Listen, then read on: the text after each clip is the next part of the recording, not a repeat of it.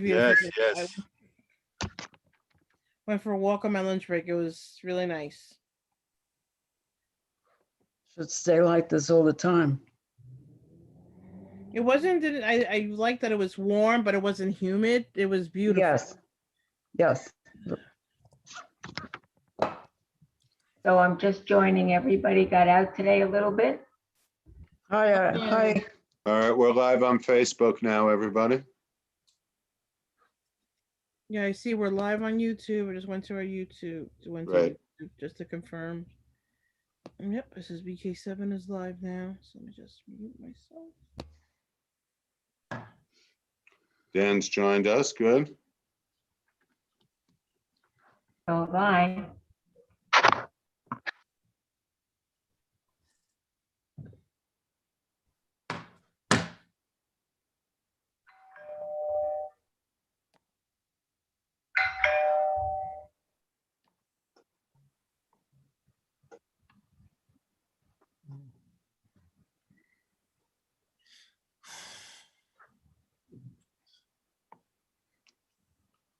Dan, I believe you could hear me. When you start the meeting, I need to call roll. Okay. You can hear me. Yep. And I still have 2 minutes to the hour.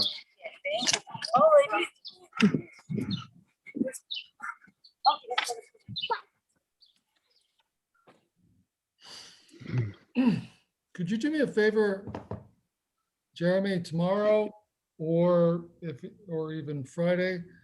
Could you send me for the record you have, the committee list and the attendance? So I don't know if you just check them in a box. The attendance for this meeting or for? Yeah. Well, we Oh, used that's to have. easy. Well, I do it by hand. I will Yeah, that's photograph it and I will text it to you. Or you could scan it. We have that technology. We have that technology, but I am not by a scanner until Monday. Okay. Actually, we have mobile scanner technology now. Actually, I could photograph it and email it to you. So same thing as scanning it. Sounds good. Thanks. No problem. I'm going to start the webinar, so the attendees will be let in now as well. So we will see the attendee list start to be populated, assuming folks have joined us. Oh, it's starting.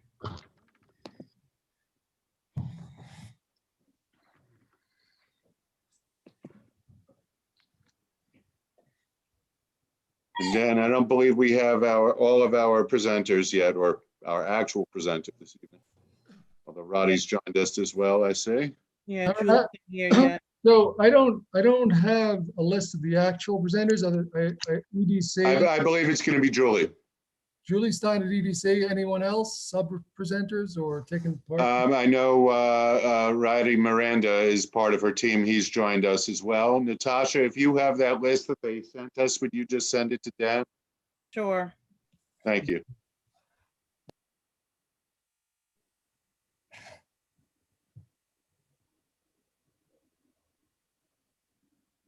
Hi, everyone. Sorry, I had to mute. I'm outside and there was some noise in the background. Okay.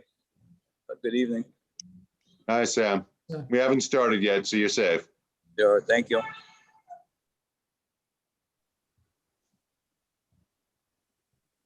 EDC is here. Well, a couple of them, but I don't believe everybody. I don't think I see Julie yet. Okay.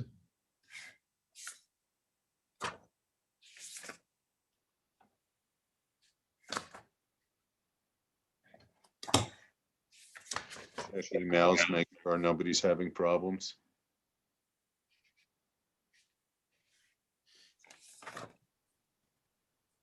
Julie's joined us. Give her a second.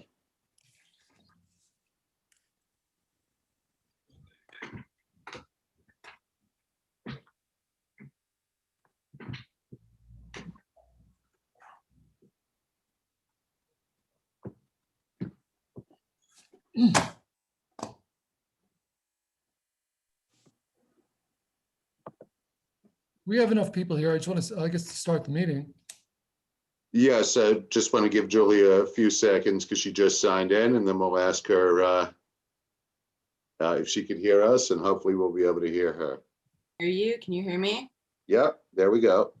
Sorry, I was 1 minute tardy. I have like a 2-computer setup here and I was figuring it out. I think we're all right. How you doing, Ratty? Doing well. How are you, Jeremy? Good seeing you. Good seeing you and everyone else here. Is it just the two of you this evening, or you have other folks joining?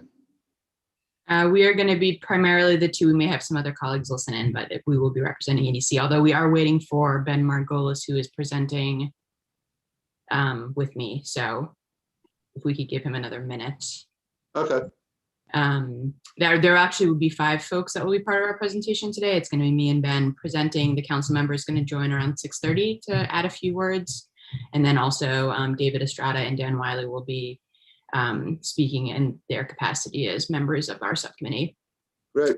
So I see David's on. I think Dan will be joining. So that will be the presentation. But yeah, if we could at least wait until Ben joins, that would be critical. Hi, Julie. Hey. Good to see you, Jen.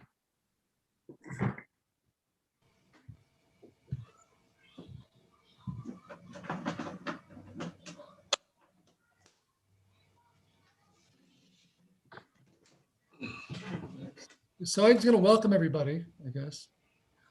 Members of the committee, members of the board, and members of the public, and everyone on YouTube and Facebook. This is Community Board 7's Waterfront and Economic Development Committee. We have a single item on the agenda. Unless anything was added, Jeremy, I think we have a single item on the agenda tonight. And that is the presentation. It's a joint presentation, Julie, if I'm not mistaken, with EDC and the Southwest Brooklyn Industrial Development Corporation That's correct. on the updated status of the Sunset Park Task Force. Task Force started in, was it 2014 or 2015? 2015. 2015.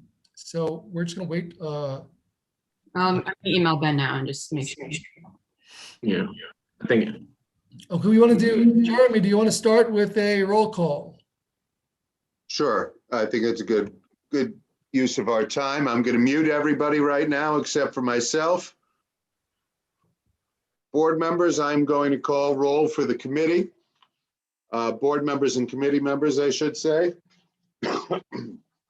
When I call your name, please unmute yourself and acknowledge, and I will acknowledge you and then mute yourself again.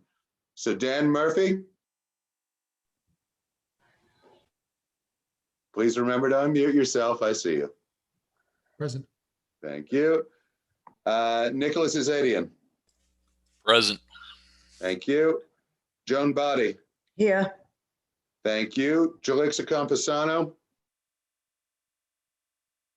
Denny Chen. Justin Collins. David Estrada. Here. Thank you. Cynthia Gonzalez. Hector Gonzalez. Beverly Kleinman. Beverly. Present. Antoinette Martinez. Marilyn Melman. Brett Mons. Crystal Rivera. John Santori. I'm present. Cynthia Vandenbosch. Present. Katie Walsh. And Fred Wolf. John and Cynthia Vandenbosch, I don't think I said thank you, so I do acknowledge that you are here. Board members, if you are not members of the committee during a lull in the action, I will announce your presence. I will mark it down. Dan, it's all yours. Hey, Ben.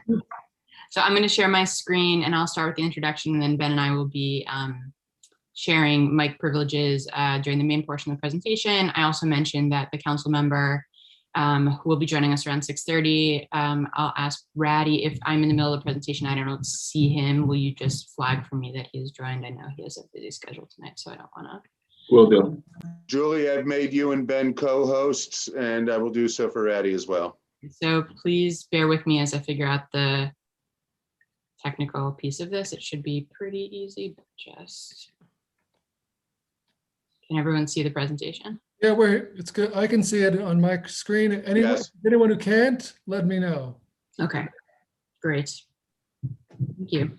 I just wanted to start off by thanking the community board and the committee for hosting this meeting for us tonight. We're excited to be here and share with you the work that we've been doing over the past year as it relates to the Sunset Park Task Force.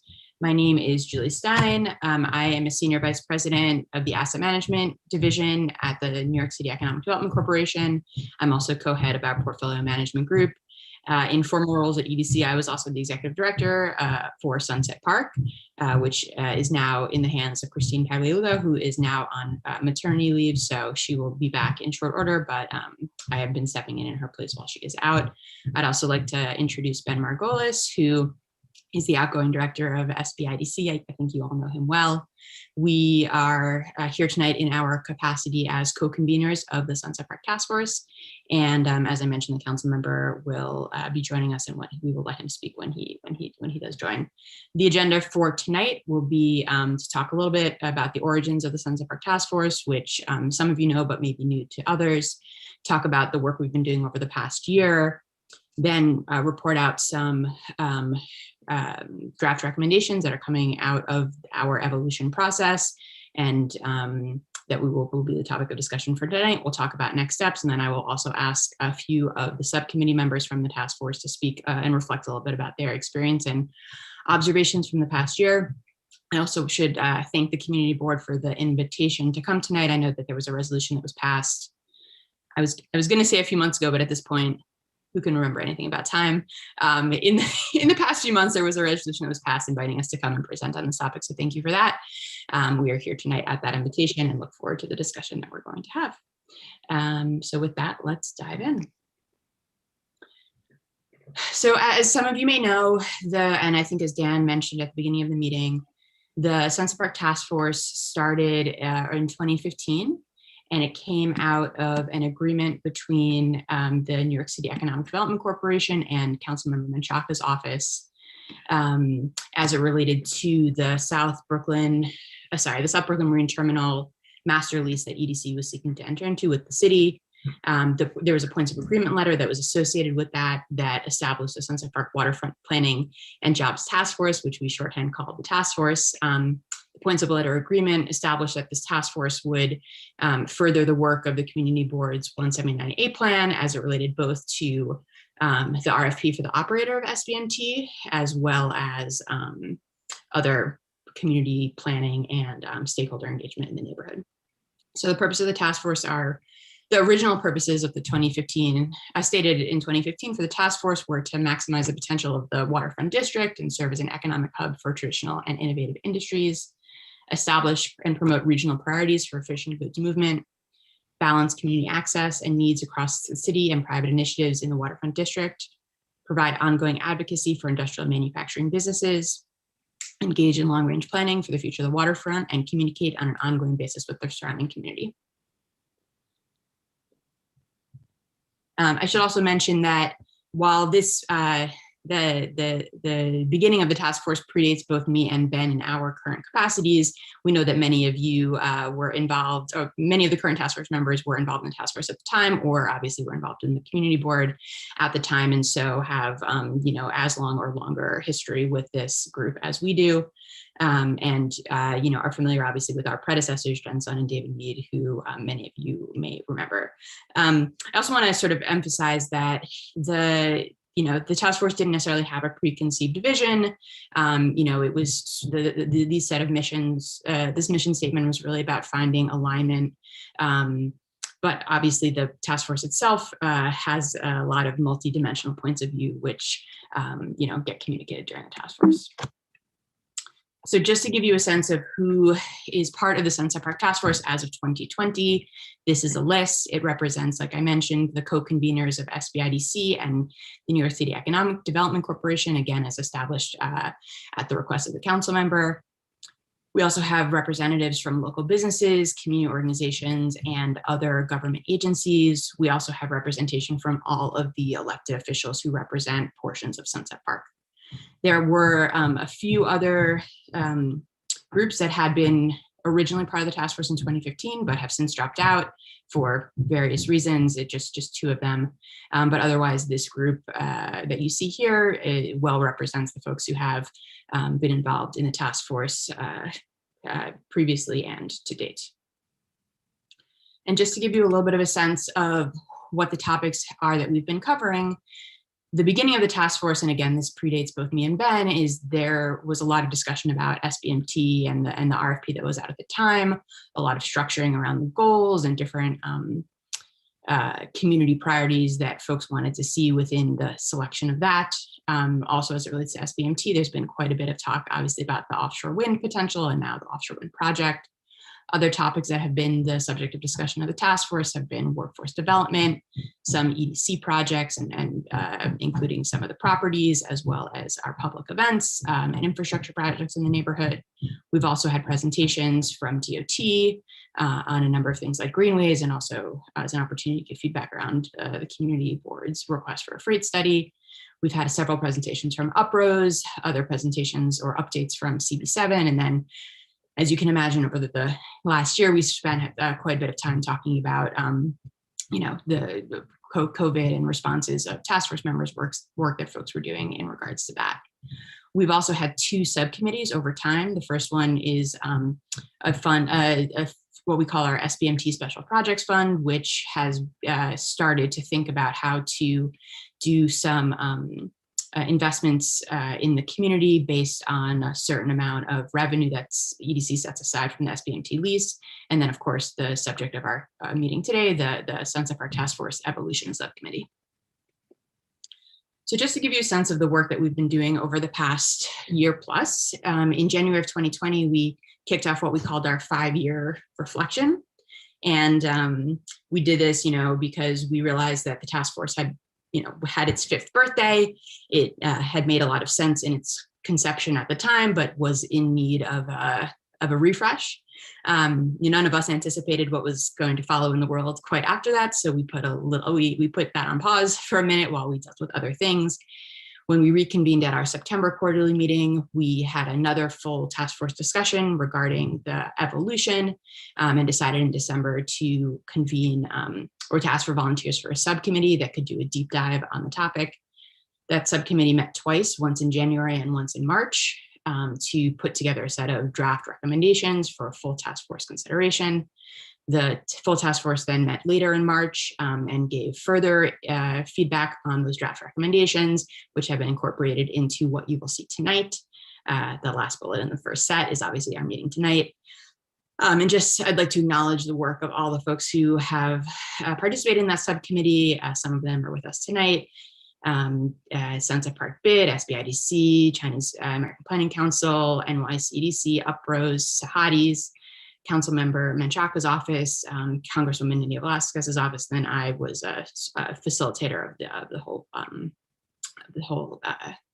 subcommittee. And then just in terms of looking forward, we are looking, to have obviously a robust discussion tonight, but then to move pretty quickly to implement these, because we obviously do want to move forward with the new feature of the task force. So looking to incorporate your feedback from tonight, sort of finalize our new operating procedures this month and next, and then start implementing them over the late spring, early summer. Sort of acknowledging that there's going to be certain things that are going to be iterative and that we're going to have a bunch of lessons learned. And so we sort of hope that you will grant us some grace as we implement all of these changes. We're really excited about them, but obviously some of them will take some time to get right. And that's where we're at. So with that, we will dive into the recommendations. And I'm going to hand it over to Ben for the next few slides. Great, thanks, Julie. I hope everyone had a chance to breathe some warm air today and is remaining safe and healthy. I'm going to quickly take you through some recommendations on the task force's mission, scope of work, basically its role, what it does and doesn't do, and membership that we want to implement. And we're obviously looking for feedback here on all of this. In terms of a revised mission. This was really our first order of business, examining how our mission has naturally evolved and needs to further evolve. So I'm going to highlight some differences with the mission from 2015 that you just saw. That first bullet, we're recommending a specific mention of Sunset Park's SMIA, Significant Maritime Industrial Area, which is designated by the city's comprehensive waterfront plan as places to protect and encourage concentrations of working waterfront uses, basically clusters of industrial firms and water-dependent uses and water-dependent businesses. And then we make mention of green industries. And even if the definition of that is still evolving in the world, we expect strong agreement on the importance and need of retaining, attracting, supporting businesses that seek to minimize impact on and improve the environment, that integrate climate resilience and adaptation measures. Second bullet, there was no previous mention specifically of workforce development, so we wanted to make sure we did that. Although the task force regularly discusses the workforce development ecosystem in Sunset Park, skills gaps between residents and jobs that are being created on the working waterfront, and therefore the training needs of residents in Sunset Park and current trends.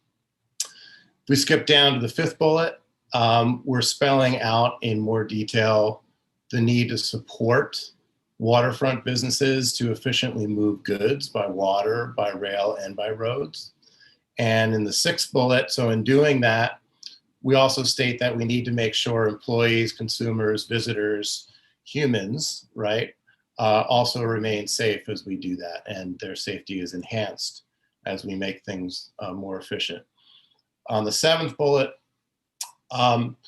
we've changed engaged to advise on long-range planning, and we'll spell that out more in sort of our new recommended scope of work for the task force. And then the eighth bullet, right, which is the final bullet, just more emphasis on what we're doing tonight, which is creating more opportunity for the task force to over-communicate with larger groups of stakeholders. Next slide, please. So beyond mission, we felt a strong need to better refine and define the role of the task force, what it does, but also what it doesn't do. For example, it's not a decision-making body, right? Rather, we feel it plays and should play three major roles. One is an advising role, especially to give agencies doing or contemplating public investment some sense of what's actually happening on the ground in Sunset Park. Secondarily, an advocacy and promotional role for the businesses and the entire Sunset Park working waterfront from all the different lenses and expertise that task force members bring, and promoting this part of the world even beyond New York City's boundaries, which we really haven't engaged in, but we really want to. And then finally, what we've all found valuable, which is the task force serving as an information sharing and a collaboration opportunity for many, many different stakeholders in Sunset Park and people who are involved in its betterment. So just a reminder in looking at the bottom of that slide that there is no money flowing through the task force itself. It's going to advise and be a participant among others in informing how money that's made available to the community might be spent, but it's not the holder or decision maker. Next slide, please. And on membership, in our planning, we thought about an optimal size. This is more of a target to balance inclusivity and the ability to be productive. And this is more of a guide for our planning work that we've been doing. In terms of a future election process, SBIDC is being asked to support, convene, provide administrative help to a future membership subcommittee that's going to be formed. And then it will play out a process for achieving really good representation. For example, I've heard from several members of this committee that it would welcome more small businesses in the IBZ signing on, and therefore, the community getting a stronger understanding of what's really happening from a small business point of view in the working waterfront. And then finally, some sense of member responsibilities, right, around participation, around a wider sharing of agenda setting for each of the task force meetings. And like any good organization, creating some ground rules about communication and respect. And I'm going to throw it back to Julie. Great. Thank you, Ben. And I also just wanted to add one thing that we are obviously taking additional volunteers from the task force to join the membership subcommittee, but Uprose has already volunteered to sort of be part of that with SBIDC. So we're really looking forward to that. Before I dive into my next slides, I've noticed that Council Member Menchaca has joined us, and I'd like to invite him to speak if he'd like before we move on to the next part of the presentation. Yeah, thank you, Julie, and thank you, Dan and Ben and Ratty and everyone. Nick, I have a small view of who's here, but hello, and I'm really excited to be here before you in the committee to talk about the task force and the incredible evolution of this team effort. I think that I never imagined that after confronting a very popular progressive mayor in 2014 with the back end of the community, we would be here today. From that confrontation, excuse me, I don't know what's blooming right now, but it's in my throat and it's not nice. I never imagined that we would be able to really look back and see incredible engagement happen, and an infrastructure that we're talking about is really important to the task force. But from that moment of confrontation, it gave us as a community the opportunity to bring together needs that had not been met for a long time. And we changed the way that EDC is structured. We have Julie. And Julie's now in a new position, but when she came in, was kind of leading this portfolio that really needed accountability, and that accountability needed to have a sense of community engagement. And so now SBMT and through the RFP process is sprouting this. And so I'm really happy that this is moving in this direction.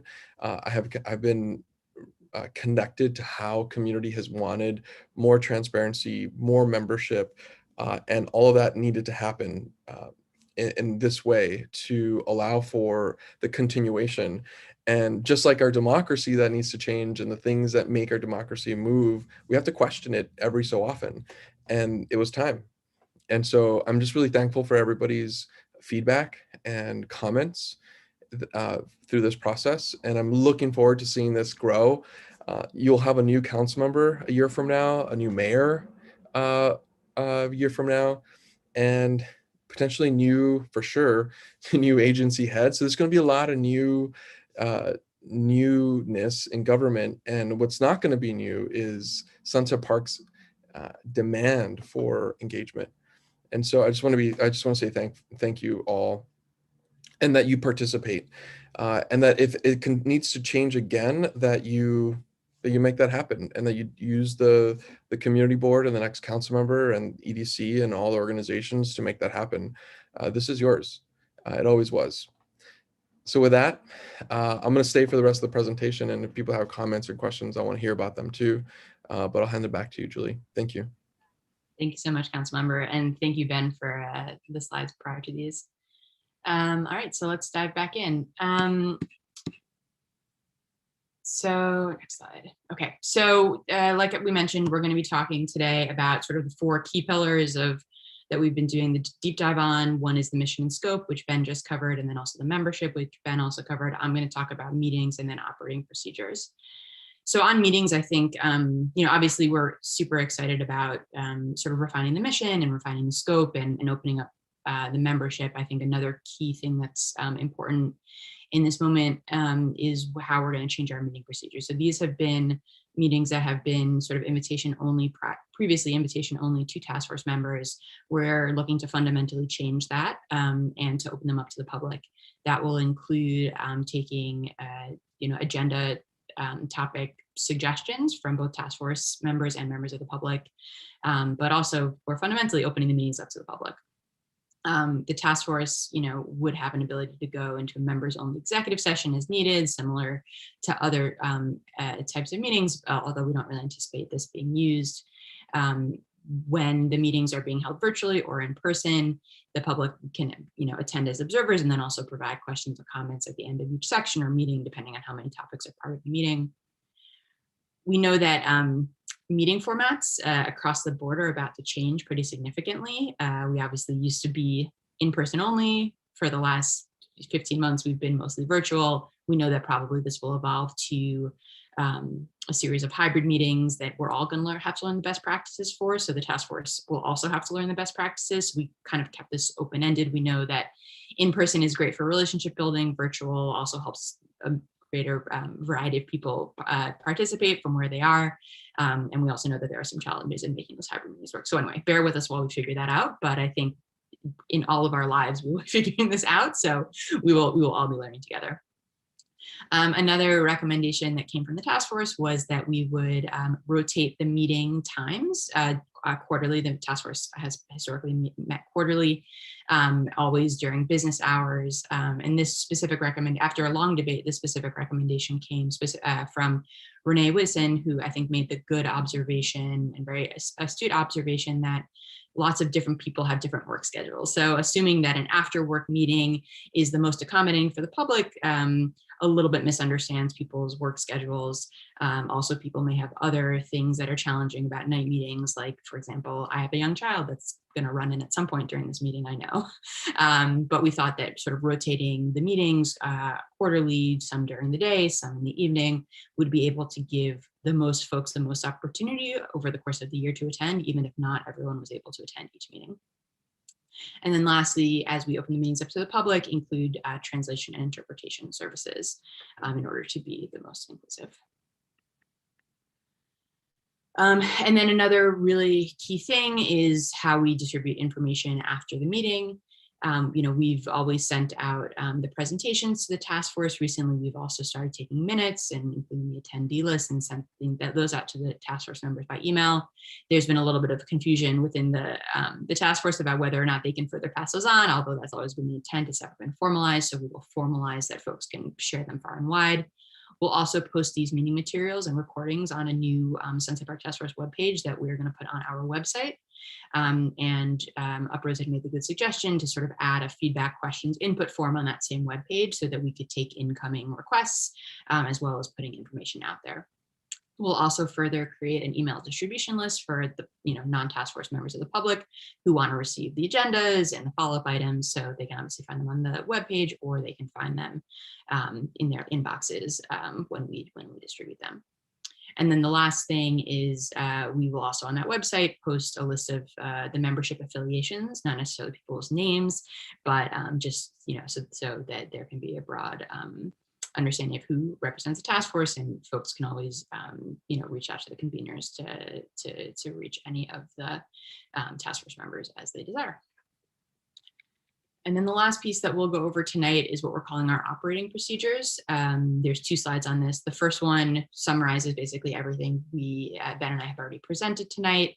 The sort of discussion of the history, the mission and scope, the membership procedures we discussed, the meeting procedures, and then there are additional working procedures that we are in the process of developing. So those will also be part of those operating procedures, and I'll just touch briefly on them right now. The first is a sort of a concept of a principles of collaboration. This was recommended by one of the task force members current task force members who acknowledged that there are many diverse points of view in the room and many relationships that are represented, not all of whom see eye to eye or have relationships that are inherently filled with trust. And so the task force should establish sort of principles of collaboration that will allow us to work together in the context of this meeting and also build trust among members. On voting procedures, it's hard to imagine, many instances where votes would happen, but we would talk about, the recommendation is to do them by a simple majority, counted by member entity or, a resident with a quorum present. One of the specific places where we do know we would do a voting potentially is for the what Ben had mentioned earlier, the Equinor Offshore Wind Fund, we will be nominating folks from the task force, 2 to 3 of them, to represent local interests on a $5 million fund that Equinor has established. And so the proposal here is for interested task force members to self-nominate and also include a statement of interest about why their participation is for the benefit of the public and not a self-interest. And then to the extent that there are more self-nominations and there are available slots, that the task force would then go ahead and vote. We anticipate that there will be additional subcommittees established and subcommittee working sessions as needed.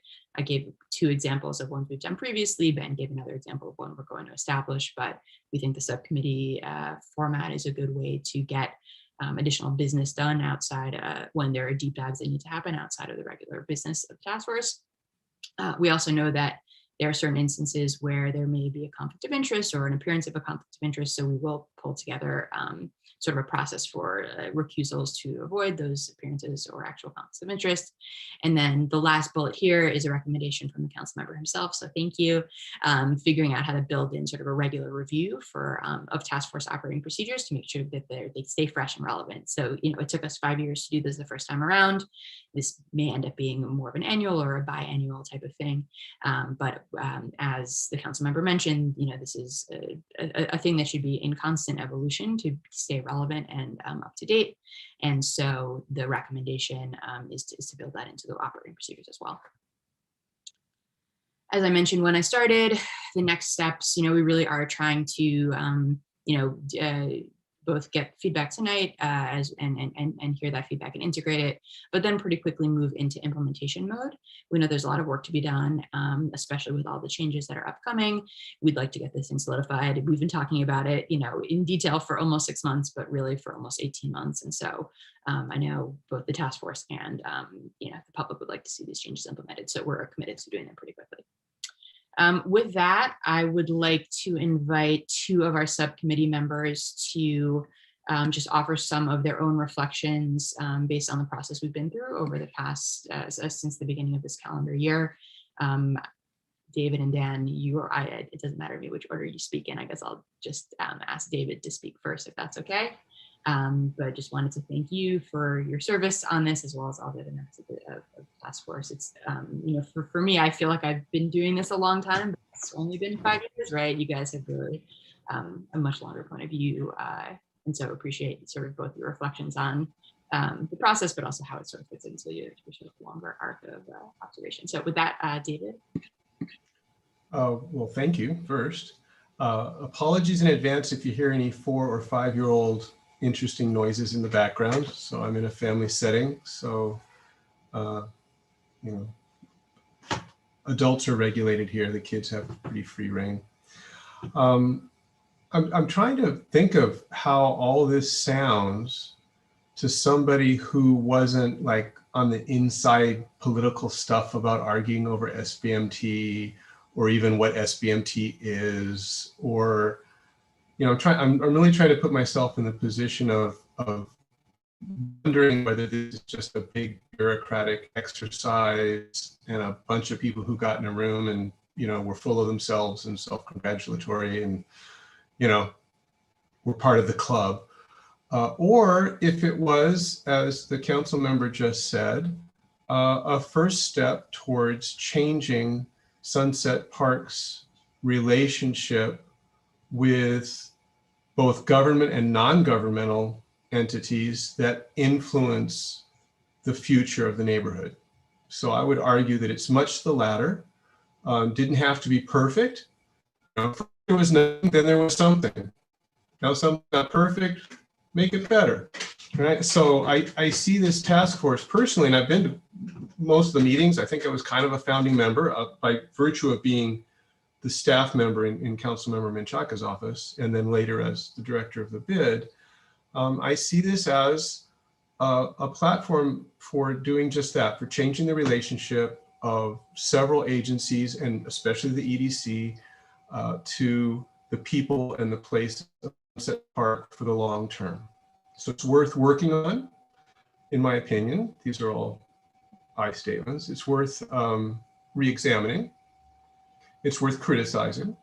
But for me, first and foremost, it's been worth participating in. So let me give you a specific example. I don't know, Roddy, you and I, I get in the room with Roddy, right, from EDC, and I'm running a festival in September, and EDC is running a block party in September. And it's like, well, who's going to do traffic control, and what date works, and, is it safe, and are we going to tap the 72nd precinct too much, and all now, that could all be handled sort of email back exchange and all that stuff. But part of the work of this task force, beyond all the, technical stuff, is forming relationships and forming good working relationships where small, practical, good things can happen. Sometimes we're talking about stuff that's so big and so generational and so troubling, around resilience and climate and, 100 years from now and legacy, that it's almost overwhelming.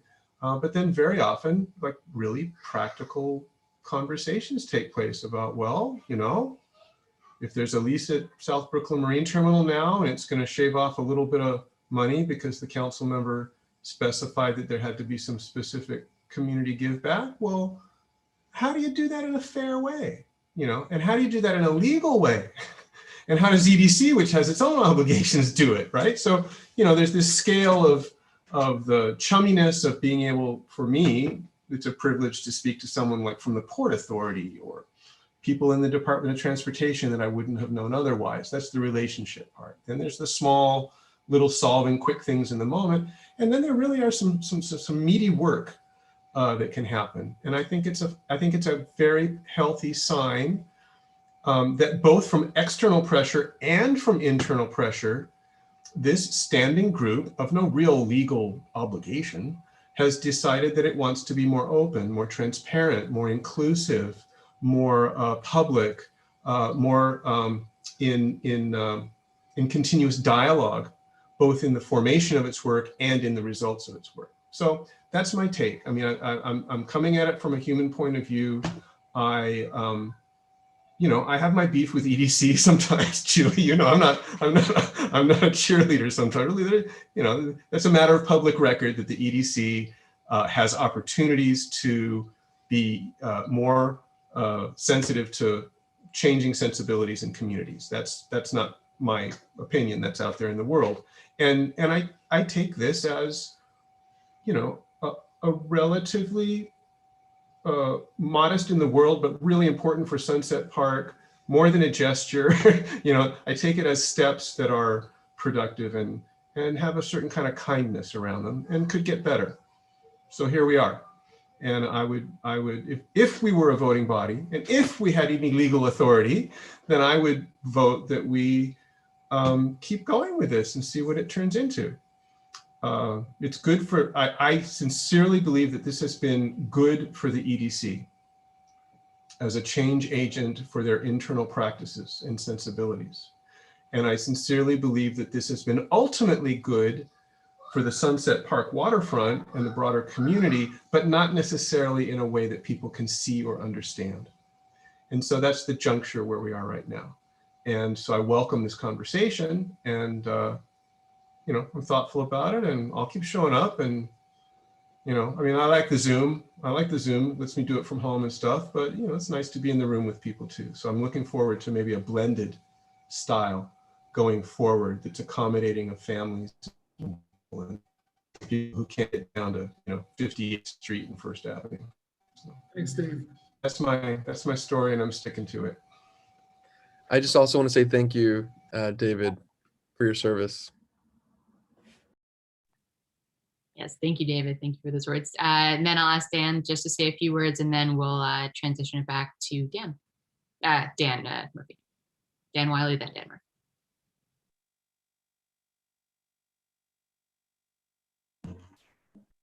Think you're muted still, Dan Wiley. Uh-oh. No, maybe something with the headphones. Maybe unplugging the headphone. We can see you now. Dan Wiley, could you speak? Nope, still can't hear you. How about some interpretive dance, Dan? Well, while we have a moment, let me just say, Victor Swinton, Stacy Boyd, Sam Sierra, Patricia Ruiz, Kenny Guan, John Johnston, John Fontillis, and Alexa Vilas have joined us, board members, and 2 other committee members, Hector Gonzalez and Antoinette Martinez as well. Dan, you with us? I think when you first joined, Dan, there's a button that says, I think he probably just logged off and came and is coming back. Okay, so we're waiting for Dan. So Dan Wiley is very important to this. Not only, Dan predates all of us, by the way. Yeah. Not just, he's not because he's old, because he's been primarily focused on the waterfront. Even I first met Dan in 2000. So long before I was on the board myself, and he was working on waterfront issues, cleaning up the waterfront, making sure that industries were working towards green industries even back then. And he's back. All right. I am reborn. I'm reborn. Take it away, Dano. This happens sometimes when I put on the earphones and I take them off, and then the audio doesn't work. So I just rejoined. Yeah, I started working for Congresswoman Velasquez in the year 2000. So it's very easy for me to count the years I've worked for her by simply seeing what year we're in. And I do remember one of the first things we did on the waterfront was a press conference with Howie Golden, who was the borough president at the time, and Gerald Nadler, Congresswoman Velasquez, and Angel Rodriguez at the time. I remember Jeremy Lawfer was working for Angel. And we had the Sunset Park Waterfront Development Principles. Fast forward many years, the 197A plan, the idea of putting the park in the middle of the waterfront. If there was going to be a container port coming, there has to be a park in the middle. By the way, I'm sequestered outside while my 3.5-year-old is inside, so we'll see if he runs out here. But kudos to Carlos Menchaca when EDC was looking to do the master lease for South Brooklyn Marine Terminal. He pretty much put a blockade on that until he was able to get better terms. And better terms he got with having a 5th division of EDC to have an executive director focused on Sunset Park, Julie Stein being one of them, and having the community through representation, that is through community-based organizations, local businesses, workforce development organizations, local elected official staffs, through that mechanism have some input onto the RFP for what would become the main leasee for South Brooklyn Marine Terminal. So while the community didn't have direct role, it's kind of more indirect role through representation. And the RFP and the goals of the RFP and how you weigh what tenants would be better than others and how they would serve, that was all kind of forged in the RFP the way it was structured. So there was input on that, but we always felt that we wanted to have more transparency and more input, direct input, because we were kind of representative government, and this 5-year kind of strategic planning process we just did is really finding a way to open up that process much more transparently, and create a mechanism for growing the membership that sits on the body that is representing the general stakeholders of the area, workers, businesses, you name it, residents, advocates, and I think this is basically a way to open that up. And we've looked at a lot of different models. Famous one being the Gowanus Community Advisory Group, which EPA has a process for having an advisory group. that represents all stakeholders. The idea isn't just to have people who agree, but actually have people who disagree or have different perspectives sit down together and look at the same problem and come up collectively with, well, what can we agree on? We know what we can agree on, but what can we agree on? And how can we leverage the best deal for the community on any given topic? And I know the Sunset Park Task Force, after the master lease was awarded for offshore wind, still took on other large waterfront development issues like traffic, two-way pair study for First and Second Avenue. How can traffic flow better? How's the Greenway work with the industrial waterfront? Jobs, members of the task force that are there include opportunities for a better tomorrow. So how do people connect with employment opportunities, and how do we foster more jobs that people need so badly? Environmental justice, of course, UPROS has been on there, and so there's a lot of environmental issues we've discussed. So all these things are really great for the community to have a bigger window into and have more participation in directly. So, I think having the meetings that are publicly accessible and posted, just improves the reciprocity. Because, from our perspective, it's more work for us. I, as someone who works for a congresswoman and elected official, as a district director who has to talk to a lot of different people, have to repeat myself a lot to explain like what we talked about and what we're doing. But if we have a transparent process, then people can go to the videotape and they can go to the notes and they can see what's going on. Then we can take the next step in conversation about what's going on and future moves. So I think this is also a great model for EDC. Of course, EDC is a quasi-government, but also private entity. In some ways, it's kind of quasi. That means it unlike ULURP or certain city chartered things that have particular regimens for how public engagement has to happen, they don't so much. So I think this is actually a great model for how EDC can operate in the neighborhood. So I just want to acknowledge Carlos Menchaca's work to actually leverage this whole direction from the EDC. Big thank you to Dan. Close. Thank you. And thank you for all the presenters. I guess I'll hand it back over to Dan Murphy. Thanks, Julie. The slideshow is over. I am done with my slides. I think someone unshared my screen, but I'm happy to reshare it if questions come up or we have to. I unshared your screen. Okay, but it's available if I need to reshare it to answer any questions. Okay, just before we start the Q&A, and I want to join the previous speakers in thanking Carlos Menchaca for starting this process.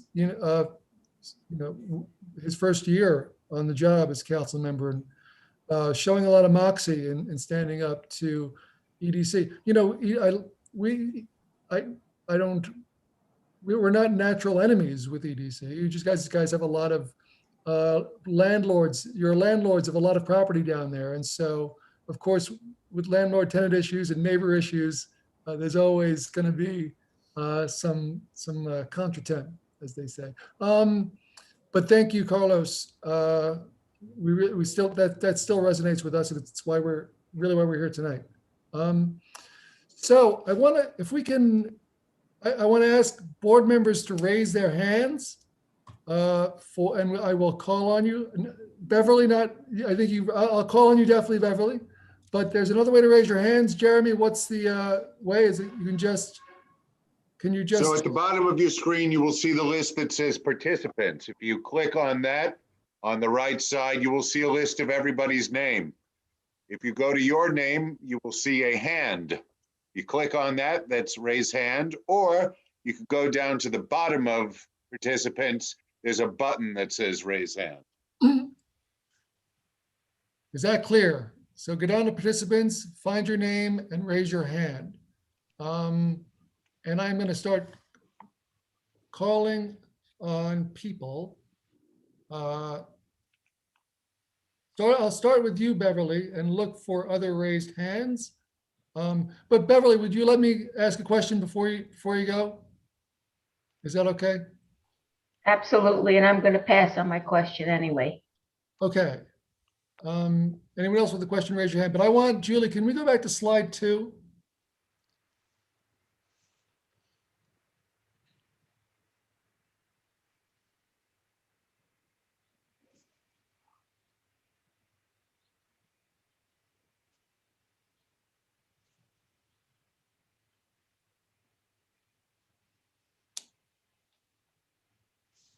Are you seeing it full screen, or you seeing my crew? Maybe it's slide 3. Or maybe it's, yeah. Yeah, we don't see a full screen, Julie. We see other tabs open as well. All right. Well, but can you see it sufficiently? I'm afraid if I click something bad will happen. Yeah, I mean, we see it enough. If we could just go back to this, I might be my mistake. If I do this. The original task force, now the task committee that revised, that came up with the revisions. Yeah, the subcommittee participants. Yep. I see there's a lot of very important people and organizations in that subcommittee. However, I see one business that was on that subcommittee. Yep. And this stands out because I think, it's important as the task force is populated for future meetings and discussions, that and I think Ben pointed this out, that small businesses be included in that. It's very important. There's a lot of people here tonight. I don't know how many businesses within the industrial district are actually here as participants, or anyone assembled here tonight is a business. And it's important that those folks are near the top of whatever discussions go on for what the waterfront district looks like in the coming years. That's all I want to say. Yeah, we hear you, Dan. Just for clarity on kind of how the membership and where we are with the subcommittee, like these are existing members of the Sunset Park Task Force that volunteered even more of their time just to have these discussions to really participate in this, right? As you know, this is a voluntary task force, so folks that are part of the task force usually volunteer time on a quarterly basis. The folks dedicated extra time here to just have more regular conversations to be able to come up with the list of recommendations that you saw today. So, we pulled from the folks that we had that helped us kind of get to this place and evolve from there. But as Julie mentioned, one of the recommendations certainly is to open it up to more people and continue to evolve as we go along. Yeah, and just as a data point, we do have 5 business representatives that are on the task force, and 3 in particular who are very dedicated and come to almost every quarterly meeting. Okay. But yeah, I hear you. I think that, as with the refresh for all of the membership, it will be important to do outreach and to get additional applications. Thank you. This is just a reminder to our attendees. You could raise your hands as well, but the panelists will have the opportunity to ask their questions. Okay, Nick, we're going to start with Nick Azadian, go to John Santori, and then John Funtilis. Certainly. So my question really relates down to membership and those who were involved previously. Now, I certainly understand the origination and the group that has been with everyone from the beginning. And, being a community resident and a member of the board, we are very appreciative of everyone's efforts for over the years of doing this. However, what I do see a complete lack of is, folks who are just regular residents of Sunset Park to participate in this. And, it's not just businesses and, non-governmental organizations that live here. And, there's, I don't see anyone in the current membership that is just represented as a resident. And my question is, in your future membership thoughts, what percentage of the overall group would you expect to be, residents of Sunset Park that may not be representing a business or just, plain people? Yeah, your observation is an excellent one. And my understanding from the initial invitations is that Sunset Park residents not affiliated with an organization or a business were not invited. And so they are not present, and your observation is absolutely correct. I would say one of the most critical and well-supported recommendations here from the task force is to open up to Sunset Park residents. We acknowledge the need and the current lacking. And I think we're looking for, sort of even representation among the different groups here. We'll obviously have to see who applies and do outreach to make sure that we're getting a good set of applications. But the goal would be to have, equivalent splits among the different types of representatives. But yes, I totally hear your point and agree. Thank you. I think just to add another point to that, I think that coupled with the fact that we're making it just much more open and transparent, basically, than we have for years, I think that also lends itself to having more participation from public, even if they choose not to formally be part of the task force and to be part of this process and volunteer a lot of their time. Just by virtue of this being more open, I think folks' thoughts and feedbacks are just going to be more included in these conversations going forward anyway. Okay, John Santori, John Fontillis, and Alexa Villas. Hi, everyone. I would like to just start with some positive thank yous and some acknowledgments before I try to antagonize people. I'm trying that as a way of approaching things from now on. So I just want to say thank you to everybody who's been part of this, and I do think that this community is fortunate to have a lot of very skilled, thoughtful people that are taking it seriously. And I just want to acknowledge and say publicly that I really do respect who has tried to follow waterfront issues, engagement with planning matters, and also to hold, I think, nonprofits, but especially elected officials.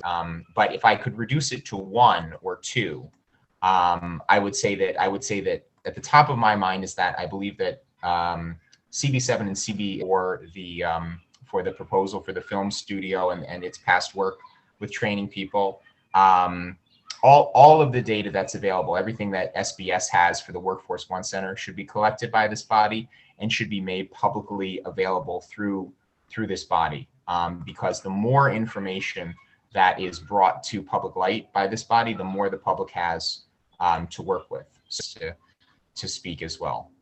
And then maybe I can make from previous task force meetings going back to 2015? No, that is not something that was part of the makeup of the task force. We started taking minutes, I would say, in the last 6 to 9 months at John's recommendation, but it had not been part of the previous practice of the task force. Previously, having been as a member of the community board, part of some of those, at least some of those convenings of the task force, it was kind of an informal affair for the most part. But to John's point, he's asking for other information as well to be aggregated and publicly displayed. Would you guys have a website? Is that part of this? Is there going to be like something? So yeah, we're talking about having a website, and the things that would go on that website are described here. I'm sort of curious as to John's recommendation about the task force being the right place to gather this information, in its informal bodiness. It seems like there may be other opportunities for other folks to get that information. I'm just curious about why the task force is the right place to have. Could I respond to that? Mm-hmm. I mean, I'm flexible on where it exists, but as far as I can tell, the public is unaware of EDC's data on Brooklyn Army Terminal and who works there. The public is unaware of SBS's data on the Workforce One Center and who it has placed in jobs. It didn't know that MOMI collects detailed data on the Made in New York program, even though that's now central to the waterfront.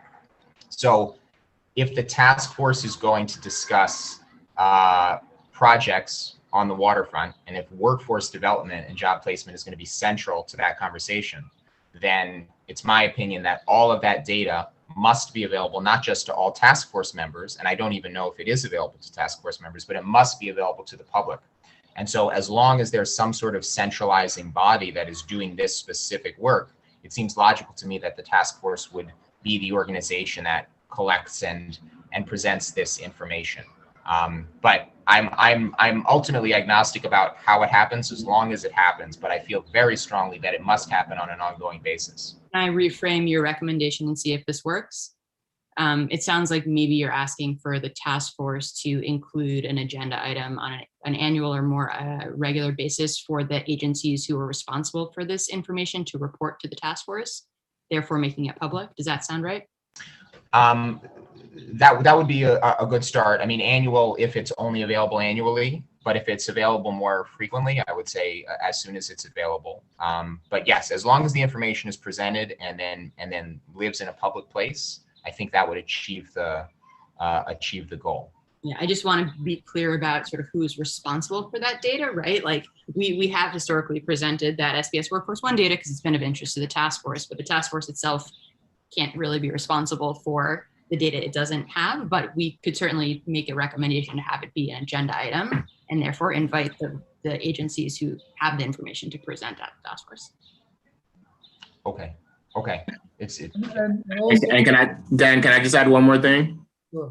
Because John led with love, so I want to reciprocate some of it because John and I have had many conversations over the years. But one of the things I always tell him is like, I appreciate you asking these questions because it keeps us honest and it keeps us you're being responsive to the community, right? Like that's ultimately what we want to do, and we want to be all aligned on that anyway. So I do want to say, a lot of the recommendations and things that you see today are responding to things that we've heard from community members, including John, right? Like John has been very clear about some of the ways that he thinks that we can evolve this task force and continue to make it better. And a lot of that, I think, hopefully you see included today because we have been actively trying to have these conversations to make it work and be responsive and be as inclusive and open as possible. So with a thank you, John, for your help. Okay, thank you, Roddy. The other thing about if I could just mention too, like take the Gowanus CAG as an example. You have a lot of agencies that aren't very transparent, and the CAG passes resolutions asking New York City DEP to give them data that they need and ask them to come to a meeting and report at a meeting where they can then grill them in Q&A. So that's, I think what Julie's suggesting is, the task force isn't the same as the agencies, but it is a liaison conduit to then leverage, what people need to know and what you want to know. Right. I guess my point is like, it is reasonable to ask about, the bad job numbers, but it'd be reasonable to ask EDC for that, not necessarily for the task force for that. But there is a mechanism from the task force in order to use that platform as a way to aggregate some of that data. So I think that I hear the recommendation. I think there's a way to make it work. As to John's request for the expansion of or the shifting of co-conveners, can you go to slide 15, Julie? Sorry, hold on. I have too many pop-ups. This one, no. Tell me what the title of the slide is that you're seeking. Maybe 14. The regular review. There you go. If regular as the task force is populated, hopefully with as Nick was requested, more input from actual residents, and as I have requested more of small businesses that are actually located and renting down in the industrial district. It seems like that should be something for regular review about setting up these co-conveners. Yeah, and frankly, when the question of co-convening the co-conveners was discussed with the task force itself, it was suggested that because there was so much work to be done, and because SBIDC and EDC had already volunteered staff to do that work between now and the rest of the implementation, this should be a sort of like phase 2 consideration. and that we should take it on in a coming review period. So it kind of a task force that adjusts as it's populated and it's informing itself and each other on the task force. So with that, I want to go to John Fontillis and move this along. And then after John. Is my voice coming through? Yes, sir. Thanks. I have to admit, I moved to Sunset Park in '92. I joined the community board in, I think, '07. This is the first time I've ever attended a meeting for the task force. And I think part of it is that I've had my own tiny terrors to deal with on the land use side. And certainly I put my full trust into David and the Two Dans, a new singing group that's coming out probably next week. So that I knew that the task force was in good hands with, especially those people on it. But this is actually the first time I've really heard exactly, how this got all started, and I'm actually really just, overjoyed and that there is something out there watching all this. But 2 points really. This idea of reporting, I think, is important. Not that I think the task force in any way, shape, or form should be connected or subservient to the board, the community board, but I do think maybe it might be good to have maybe a biannual report from the task force to the board, just to let everybody know what's going on both sides, and as a means to, again, as you said earlier, to encourage community conversation going on. Maybe it could be, an EDC task force executive report, maybe, like in March and September. And the reason why I picked that, because usually our meetings during that time in March and September happen around the equinox. So maybe it's like a equinox EDC executive report. But, I do think it's important to have a connection like that in some way. And then I just wanted to ask, is there a reason why it's a Sunset Park task force rather than the Sunset Park Waterfront task force? Because I'm always a firm believer in calling something a name that really relates to what it does. So we spent a lot of time this go around thinking about on this mission slide what the geographic catchment area was going to be. Frankly, we call it the Sunset Park Task Force because it's the least mouthful and we have to say it out loud a lot.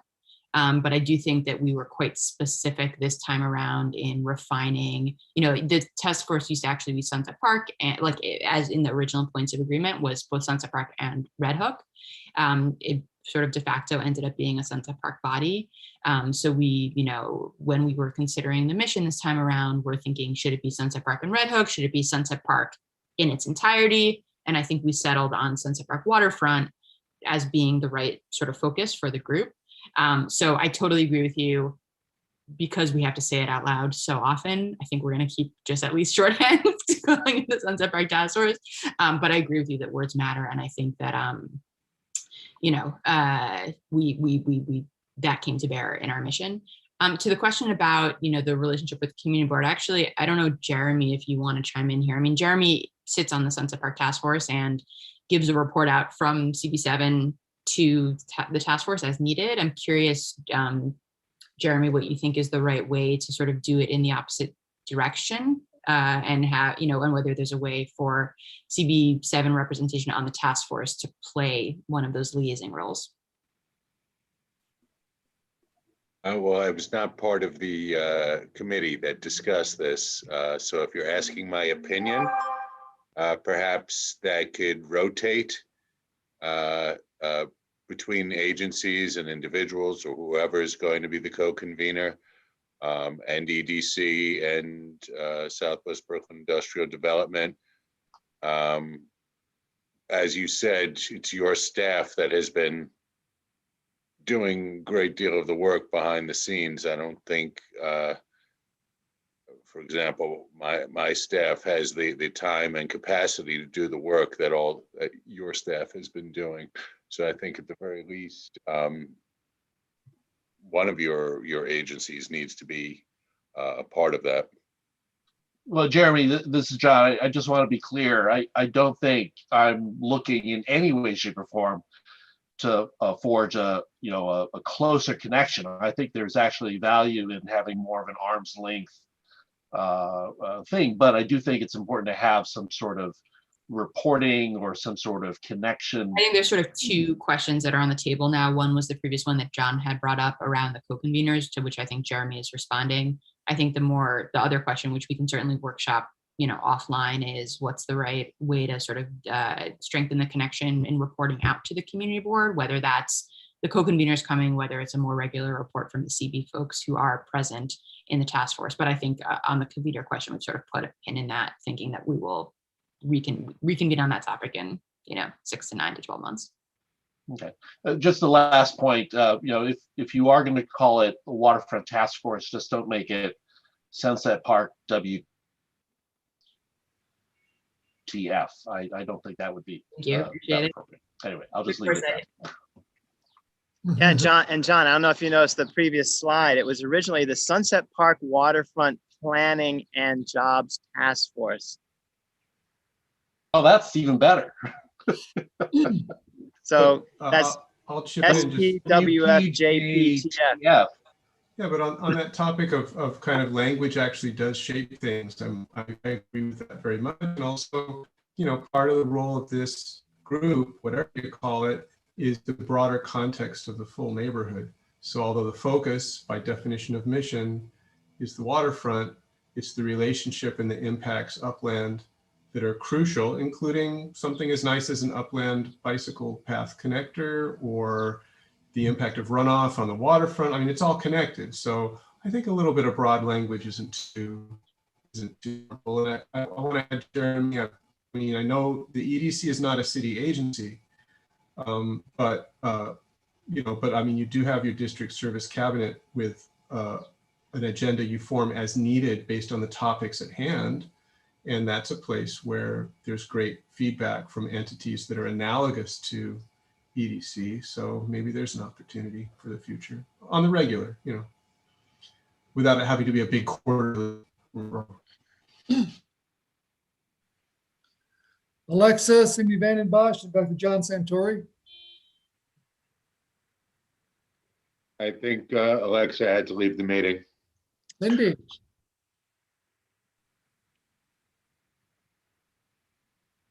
Thanks so much for coming and presenting this evening. I know this has been long awaited, and I feel heartened by what I've heard tonight. As a member of the community board, I do want to state that I'm not sure if I'm supposed to state this here, but that I do have a conflict if there will be any vote this evening, because my company, my small business, does work with EDC on a regular basis. But I did want to ask a question in my capacity as the chair of the Ability and Access Committee, and just always thinking about how can we better engage people who have barriers to engagement, right?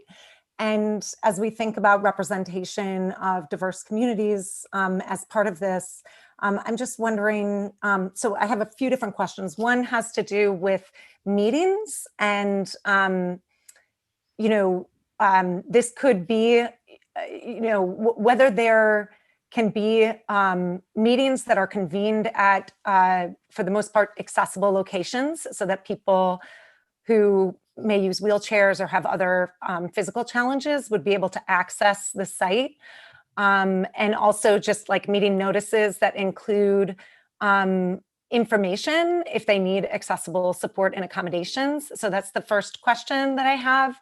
And then of course that sort of led me to think about sort of language access and ensuring that residents in Sunset Park, if they want to engage in this in some way, whether that's through serving on the task force or through participating in the public meetings something that I'm sure others at the community board are thinking about as well, but that we hope will also be kind of built into this plan and most certainly for reports to community board meetings. So that's the first thing is just about accessibility in general as these public meetings start to take place.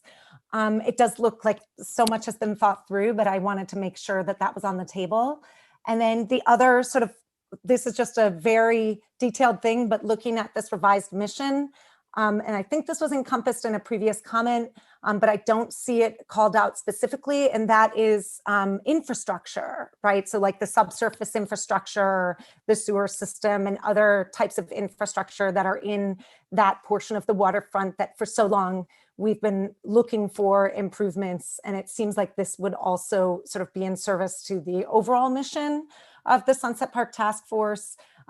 Maybe it falls under the umbrella of long range planning, but just wondering if you could speak to that and where you see sort of infrastructure fitting into this bigger picture. Thank you. So I'm going to take the comments a little bit out of order, but hopefully we'll hit all of them.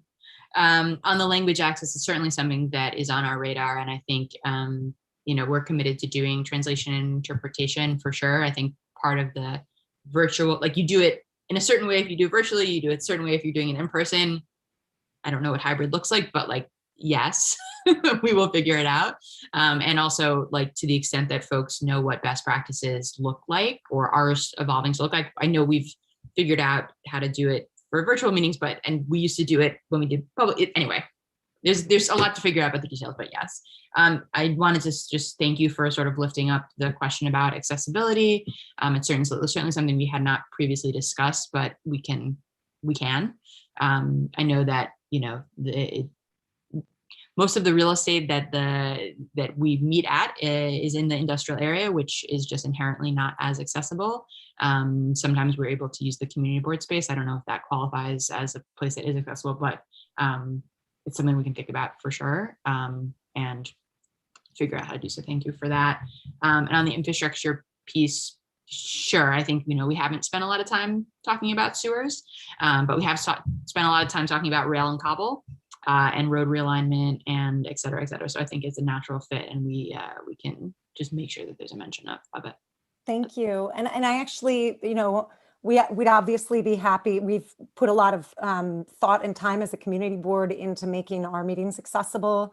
And so we'd be happy to provide that support in any way. And then the other thing I wanted to mention that I just forgot to bring up was from a workforce development standpoint, whether, there can be more opportunities for like the Consortium for Customized Employment, which supports opportunities for adults with developmental disabilities, with connections to job opportunities, with the work that SBIDC is doing and Workforce One in the Sunset Park waterfront area. If there can be an exploration more around what those collaborations look like, and we can lift up some positive examples to help folks, especially adults with developmental disabilities and other types of disabilities, access some of these jobs on the waterfront. Yeah, let's not make it an if. Let's talk and connect exactly on that. And yeah, I think it's a larger city workforce system question as well. But we would love to have that conversation, just thinking about Sunset Park residents for sure. Awesome, thank you. Oh, and Cindy, I did want to take the opportunity to mention, I don't know if you know, but in this forum, it's probably good to mention that NYU has a National Science Foundation grant with a lot of GIS, Geographic Information Systems folks at NYU that actually put together the New York City map that has many layers. And they're looking specifically at subsurface underground infrastructure and how that's mapped across agencies and shared. So that they're doing that study right now, and it'd be great to bring them to. I told them about the Sunset Park Task Force, as well as a lot of other stakeholders. It'd be great to bring them to a meeting, by the way. Great. We've already got agendas for future task force meetings. Want to go back to John Santori? I just have a couple of thoughts related to this conversation. I'm just going to be as efficient as I can here. In the proposals, there was a discussion about the public being able to comment on annual agendas, but not necessarily the agendas of individual meetings. And I'm wondering if EDC is open to allowing, putting a draft agenda, or whoever the co-conveners are, I should say, putting a draft agenda out into the public and allowing for public comment before the agenda is finalized. I would advocate for that. And I'm wondering if that's something that would be considered. And then I'll just run through these quickly. And then if anyone wants to respond, can you clarify, there was a discussion about, this is something the council member mentioned, reviewing changes perhaps annually, but is the task force open to reviewing changes as they're brought up, that if there's a significant number of members who want something changed, that it could be voted on in a meeting, for example, and implemented for the next meeting, rather than only having one period of change per year, for example. I would also like to request if you would be open to putting all of the previous presentations and attendee lists online, along with the other materials, so that's all in the public domain. And finally, the time of the meetings. My concern about moving meetings during the business day is that it just seems like members of the public will be more than likely unable to attend. The community board has all of its meetings after business hours, and I understand that there are diverse schedules on the task force, but if you're having a meeting at 2:30 or 3:30, you're probably not going to get many members of the public. So I mean, I support meetings after normal business hours. So if there's any commentary, those are four things that have come up in my mind. Thank you, John. So I'll take them in reverse order because that's how I put them in my notes. On the time of meetings, I mean, look, I think that there's a lot of people who have night jobs too, right? Like, I think if we are only limiting the time of day to a particular time, there's going to be someone who's excluded. And so so this was Renee's point that I really appreciated, was in consideration of a lot of Sunset Park residents who may work, atypical 9 to 5 jobs.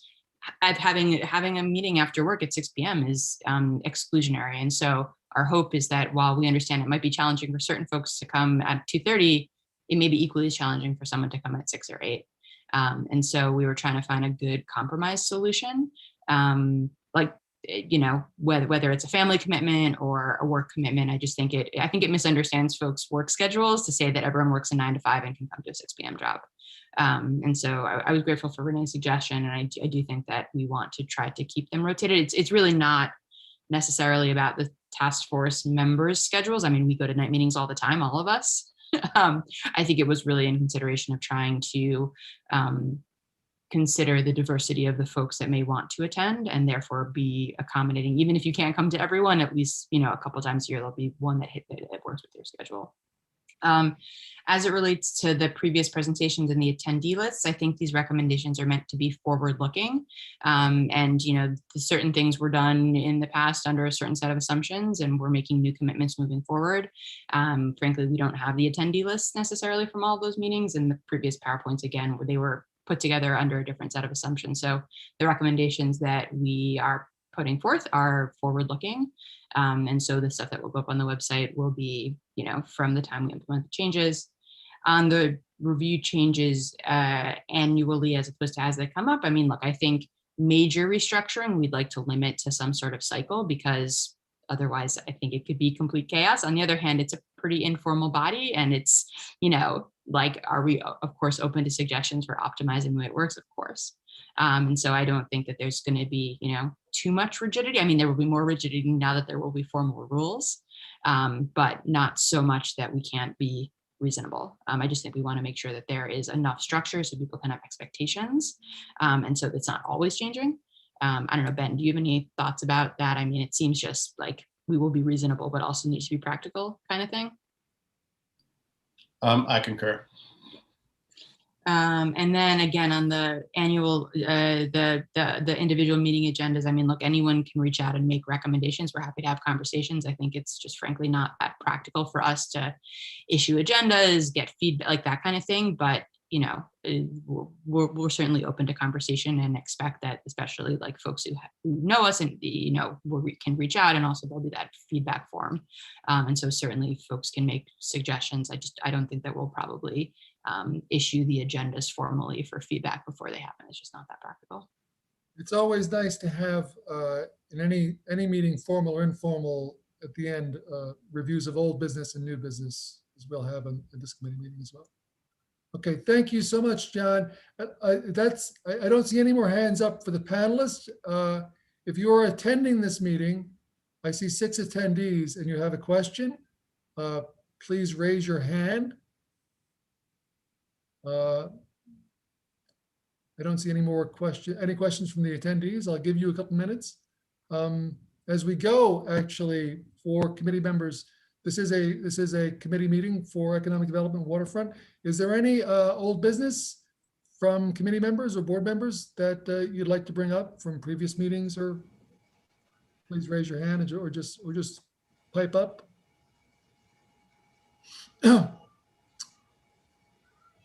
John. So I'm sorry, Dan, this is my first meeting as a committee member. So is this an opportunity to raise a question about something that happened at a previous committee meeting? Absolutely. Okay, well, this is a specific question. When EDC and Steiner Studios presented to this board regarding the Steiner Studios film studio proposal, it presented 3 slides regarding the New York film and TV industry that were unsourced.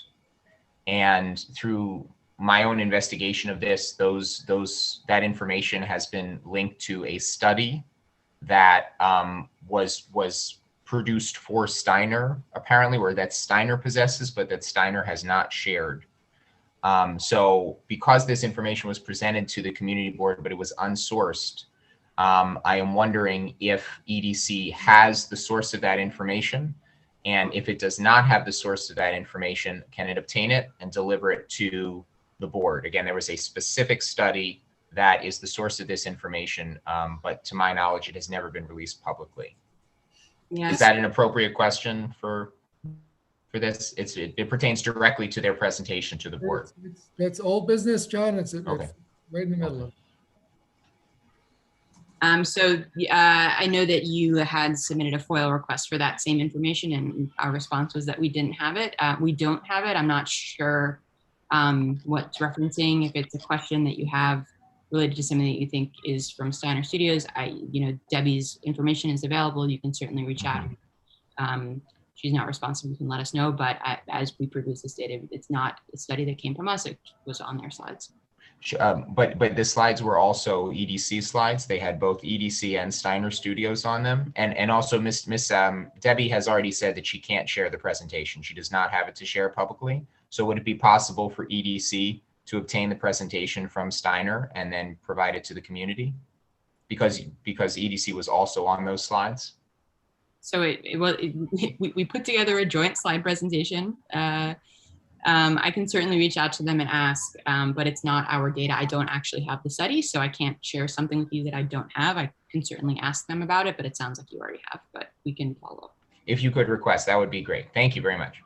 There's not, I guess if, John, if you want to give detailed information about the slides you're asking about and the study you're asking about, I don't think it would be a problem we wouldn't need anything to request. What are you looking for exactly? I'm looking for the report that was the source of the information that was presented to CB7. So the report exists according to Steiner Studios, but Steiner has declined to release it. And according to FOIL requests, EDC never received it. But because EDC jointly endorsed this data that was presented to the board and to the public, I guess I'm asking EDC to facilitate the releasing of that information. It's out there in the world. So I'm asking EDC to get it to the board. We can ask them if it's available for sharing. It may be a proprietary study that, that they may not be willing to share. It's up to them, but I can certainly ask. Okay. Okay. Good. Thank you, John. Yeah. Thank you. And then Dan, just so I'm clear on the flow here, are you asking? I want to make sure I understand where we are with this current presentation, and are folks done asking? I'm just mindful of the staff that we have here, and if there are questions about this, or if you're moving on to other board items. We've exhausted questions for the presentation tonight. We're in old business right now, and we're in new business, and then we're going to end the meeting. Dave Estrada, and then Nick Azadian. Old business. It's been mentioned in previous, I didn't know if you were going to do new business. Fast announcement on the topic of economic development and pandemic recovery. The Sunset Park bid will start closing Fifth Avenue on Saturdays from 4 to 11 p.m. starting this weekend, May 1st, continuing through October 30th. We're actively seeking funds from the city and elsewhere to possibly expand the program to Fridays, but it's just Saturdays at this point. Just wanted to give a heads up. I hope it's on the avenue and support small businesses and restaurants that are struggling to survive. Thank you.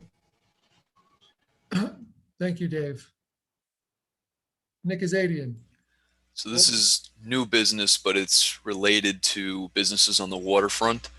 So the state is currently considering the CCIA, which is the Climate and Community Investment Act. Part of that act is to potentially raise money for infrastructure upgrades by essentially taxing fossil fuel providers upstream, which will inevitably get passed to downstream consumers. And so there's protections in that for low-income residents. However, it doesn't say anything in terms of businesses or industrial businesses whatsoever to kind of offset the increases. The bill is rather substantive in terms of the impact. For an example, it probably will increase natural gas prices by about 33% if enacted, which for a lot of our industrial businesses, which are high natural gas users, could affect their bottom lines. So I would encourage speaking to local electeds regarding this issue to either put in some provisions to assist local businesses to handle that increase in fuel costs, or some other way of offsetting that or finding a different way of funding it to not adversely affect the businesses on the waterfront. Nick, can I suggest that you and Cesar and Jeremy go over this and maybe even put it in a letter? I can draft something. We would not need a resolution to ask for something like that. I don't believe. But it's a great idea. I'm going to go to Dan Wiley, Cindy Vandenbosch, and John. I see your hand is still up for new or old business. So Dan, I guess we're jumping between old and new business. I don't know if it's appropriate time. I just wanted to share that the Restaurant Revitalization Fund to help restaurants with grants, which was in the act that Congress passed, is going to go live on Monday, this coming Monday, May 3rd. And the Congresswoman is holding a webinar for the Restaurant Revitalization Fund for small businesses. It's a resource webinar to get information on the $29 billion of funding for restaurants and bars. It'll be live translated into Chinese and Spanish, and it's going to be this coming Tuesday, May 4th at 3:30 p.m. So I'll be circulating to all you guys the flyer. It'll have the Small Business Administration, the Small Business Development Center. We're partnering also with the folks along the avenues, David's Sunset Park Fifth Avenue bid to get flyers out to restaurants, and also the Parent-Child Relationship Association along 7th and 8th Avenue. So I invite you to let your favorite restaurants know that this opportunity is going to be here on Monday, and we have a workshop on Tuesday. Thanks, Dan. Listen, so that's funding that's going to go directly to restaurants in need of help for things like payroll and rent and all that sort of thing? Yeah, and it really is a grant. It is a grant program, so it'll be explained on the webinar. Restaurants should apply for it. It has to do with the impact of the pandemic and making them whole. That's terrific. Is it through SBA or through some state or city? Well, it's interesting because it's a program that actually SBA. It's not from SBA because it's a grant. So SBA can't make grants, but it's another mechanism. But SBA has set the process up, but you don't apply through SBA. Okay, so we'll explain it. We'll explain it on Tuesday. All right, that's great. So when you explain it, maybe we can parlay this into a future committee meeting in which we can get restaurants and people in the virtual room, and they can get direct information from the agencies and from the CDFIs that will be doling out the grants. Yeah, well, and the key thing here is come to our thing on Tuesday, because that's the place where you can talk directly with the agency. They can explain it, and you have to apply for it quickly because there's not enough money to go around. So the key is apply now. It's going to be too late if you wait too long. Okay, David Estrada, that's on you. Sorry. Cindy Van Bosch and then John Santori. So this has to do with the waterfront part of our title as a committee, and perhaps economic development, but more waterfront, which is that on May 1st at Biobat Art Space, there's going to be an exhibit open to the public, and Mexican artists are involved. And one of the installations that I'm especially excited about has animal heartbeats combined with piano music. And it's going to be running into October, but it's at the Brooklyn Army Terminal, and it's a nonprofit art space that explores science and nature. And I just thought I'd share that in case people were not aware that that's coming. Thank you. John. I just want to thank everybody very sincerely for being here tonight. And thanks for coming. I would like to propose a resolution, a very short resolution related to the task force. May I do that as new business? Why not? So the resolution is calling for the council person's office for Council District 38 and also Community Board 7 to be added as co-conveners of the Sunset Park Task Force going forward. I'll just leave it at that for the sake of efficiency. John, if I may, just as part of the task force and us expounding the members and the conversations, like these are all conversations that we have had and will continue to have. So I mean, I invite you to just continue to be part of the evolution process. And I would hate for us to try to force something without really talking through about what it all means. Because part of some of the task force members have relayed, like it's a lot of heavy lift being a co-convener, right? And being a task force member versus a co-convener, I'm not sure that it is, I'm not sure that it yields much more benefit than you would imagine. I think it's more, we're all part of this together. It's more about who's bringing people, who's doing the lifting of taking the notes and making sure people are there and making sure that the information gets back out and all of that work versus anything else. So I just want to be mindful that this is part of the evolution, is part of the work that we have all discussed and have discussed what it means to be a co-convener and why folks at the table. And I think as we continue to evolve and continue to bring more people to the table, I think more people will volunteer for that role versus, trying to vote to put people on the spot to do it. I just want to be mindful of that because it's a lot of heavy lifting. And, at EDC and SBS, we have dedicated staff to do this. That's not everybody's case. I just want to be mindful of that. And I want to just make sure that you are thoughtful about the resolution that you propose. Thank you very much. I appreciate that. Could the council member, do you have any thoughts just briefly on whether you believe your office should be added as a co-convener? If I could have time to, may I speak? Oh yeah, good, of course. Thanks, Dan. John, this is a conversation that I think we've been having for a while, just in general. I think it's a good idea for the council office to remain committed to transparency, information, and oversight. That's our job, and in a lot of ways, that's what got us here in the first place. So I would like to, in the spirit of the kind of ever evolving operations, to be in communication with you about what that looks like. And maybe what we can do is really kind of codify what you're looking for.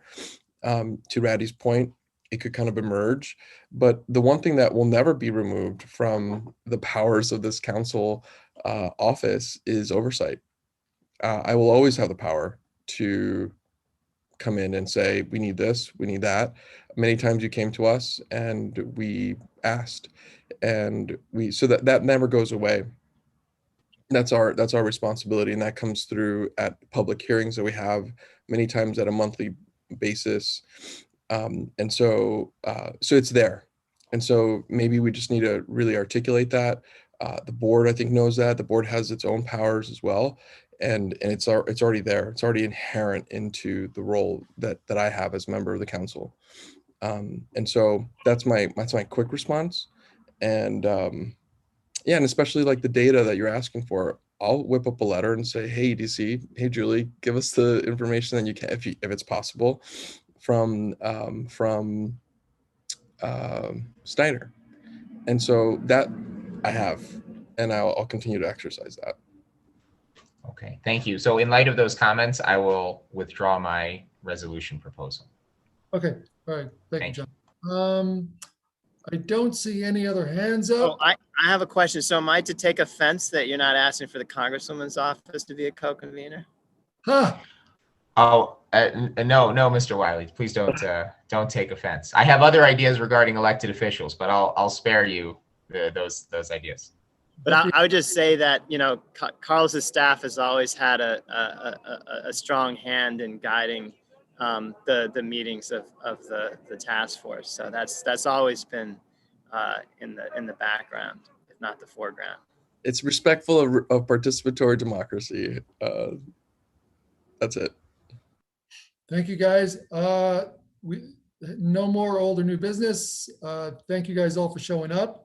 And I will see you guys at the board meeting or at the next committee meeting. Thank you for having us. See you all. Stay safe. Okay, Jay. Tosh? We're good. Okay, guys. Bye-bye. Good night, everyone. Good night.